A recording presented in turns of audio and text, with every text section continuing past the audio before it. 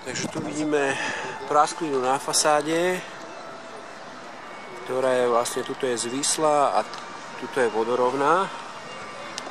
Tu je tu zvislú a tuto vlastne v tejto časti je tá prasklina vodorovná a zrovna aj pod tou prasklinou vlastne tuto nad tým oknom je ten zdroj záteku, čiže je teda to zatekanie, čiže kľudne to môže byť, ale je veľká pravdepodobnosť, že vlastne problém je tu, že to vlastne teče z tejto praskliny, ktorú treba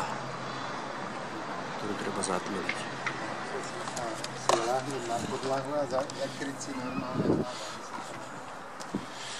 Tuto vidíme vlastne problém, ale zatekanie vlastne v tejto časti, kde není nejaký evidentný problém typu prieraz alebo diera, ale v prípade, že by nepomohlo vytmelenie tej fasády, tak by som doporučil prelepiť túto zvislú izoláciu a vypustiť to vlastne za tento spoj, lebo potom problém môže byť tuto v tom spoji, že je tesný. Môže byť tuto, že to proste je malo tesné. Tuto máme možnosť vidieť na streche prieraz, vlastne tuto je diera, ktorú treba prelepiť. Tuto vlastne ďalšia trhlina, ktorú treba prelepiť.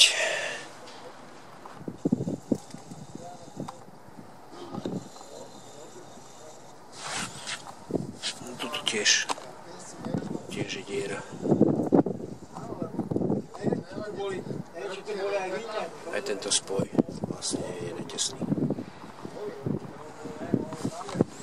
Vidíte, že to je postavené. Tečie len jednému.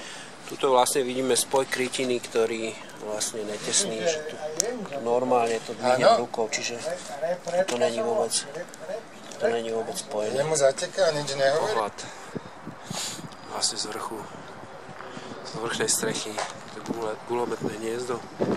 Toto je vlastne vrchná striežka, kde je strojovňa, kotolne. Tuto vidíme ďalší nedostatok. Vlastne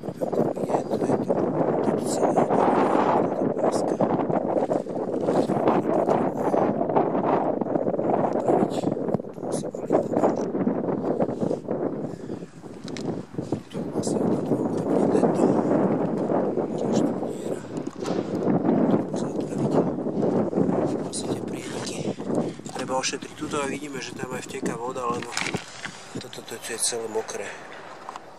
To je vlhké. Vlastne vytekávateľ voda z toho spoju. Čiže ja to tiež to isté. Tieto detaily treba poopravovať, podmaliť.